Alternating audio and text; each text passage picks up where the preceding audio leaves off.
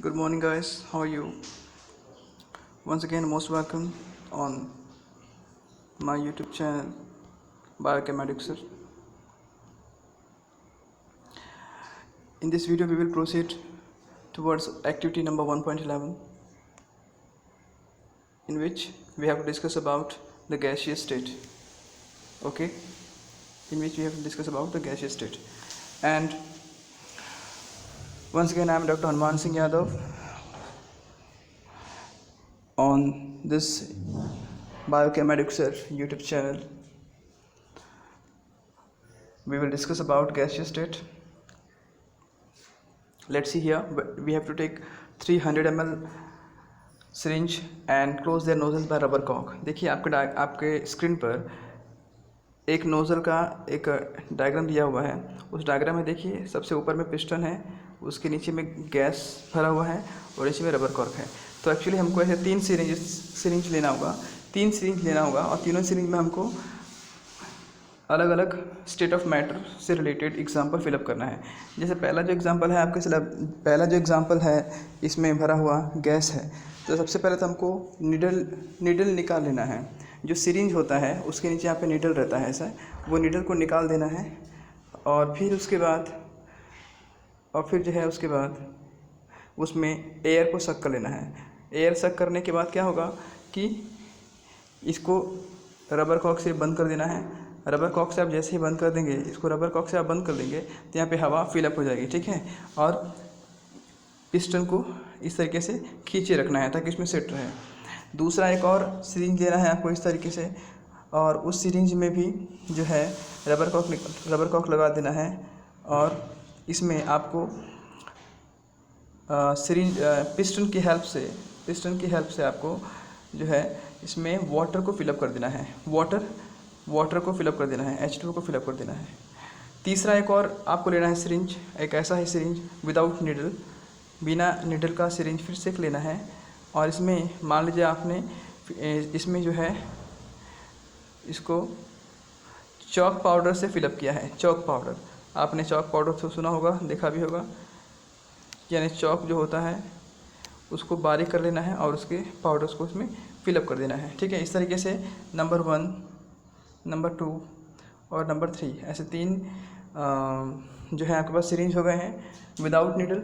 एक में आपने गैस को फिलअप किया, एक में आपने लिक्विड को फिलअप किया और एक में आपने सॉलिड को फिलअप किया।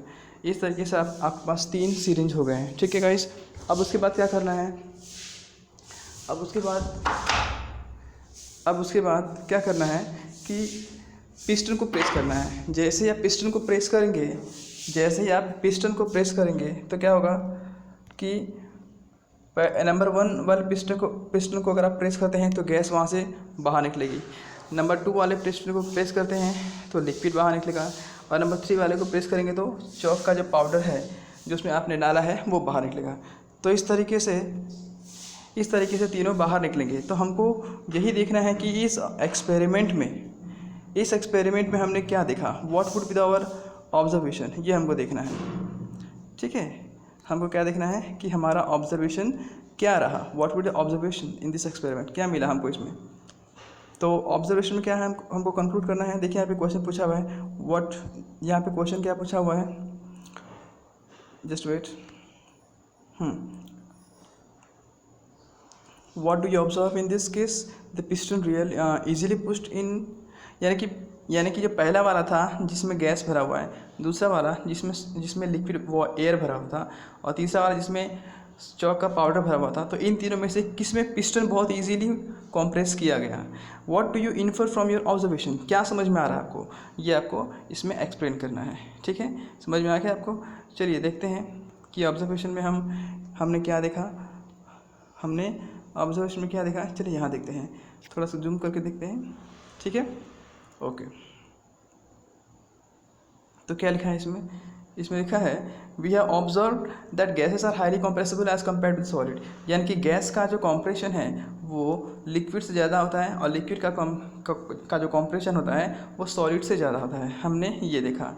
और क्या देखा आपने इसमें, the liquefied petroleum gas cylinder that we get in our home for cooking और the oxygen supplied to hospital in the cylinder is compressed gas. यानी कि एग्जांपल दिया हुआ है कि हम लोग कहाँ कहाँ अपने डेली लाइफ में कॉम्प्रेस्ड गैस का यूज़ करते हैं। कॉम्प्रेस्ड गैस का यूज़ हम अपने डेली लाइफ में कहाँ कहाँ करते हैं, ये इसमें बताया गया है। याद कीजिए, हम लोग एलपीजी, हमारे घर में एलपीजी सिलेंडर होता है, उसमें बहुत ही हाईली कॉम्प्रेस्ड रहता है लिक्विड पेट्रोलियम गैस। उसका नाम ही है लिक्विड पेट्रोलियम गैस, यानी कि पेट्रोलियम गैस जो कि लिक्विफाई कंडीशन में अंदर रहता है। क्यों? क्योंकि वो तो गैस है, मगर उसके अंदर इतना ज़्यादा high pressure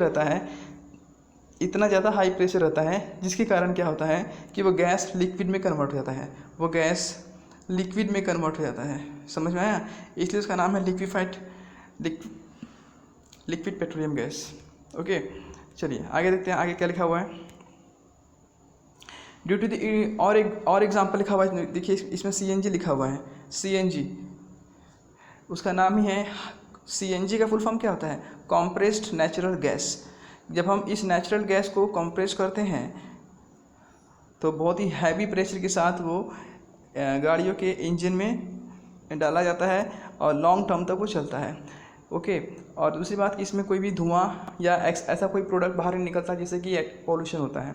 okay, due to its high compressible large volume of gas can be compressed into smaller cylinder.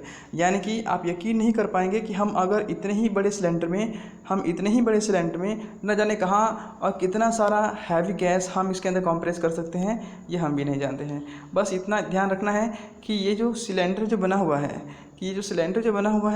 ये बहुत ही ज़्यादा मजबूत होना चाहिए ताकि वो इतना प्रेशर को बर्दाश्त कर सके।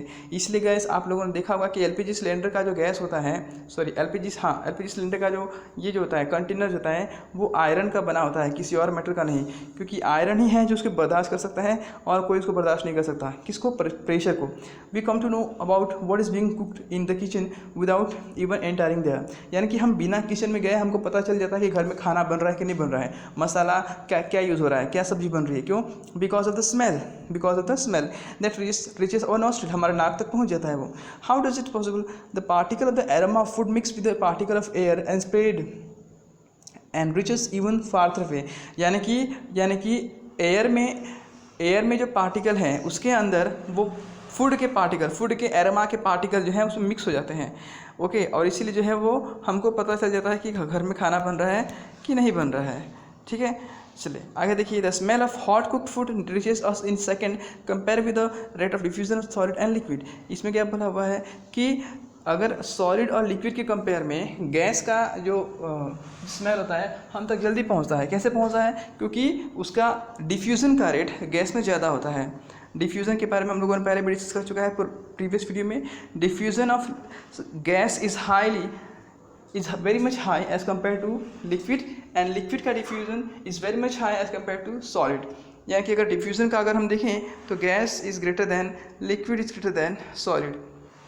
ठीक है, अच्छा आगे देखिए क्या लिखा हुआ है। The smell of hot cooked food reaches us in second, compare this with the rate of diffusion of solid and liquid due to the high speed of particle and large space between them, gases shows property of diffusion very fast into other gases।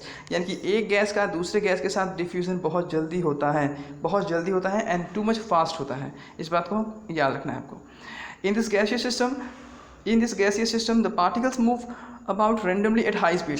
यानी कि gas के अंदर क्या होता है कि particle जो है गैस के रैंडमली मूव करते हैं, यहाँ वहाँ सब जगह मूव करते रहेंगे। ठीक है, ओके। क्यों? क्योंकि उसके बीच में क्या है फोर्स ऑफ अट्रैक्शन तो है ही नहीं, तो फिर वो कहीं भी मूव कर सकता है, वो भी हैवी स्पीड के साथ।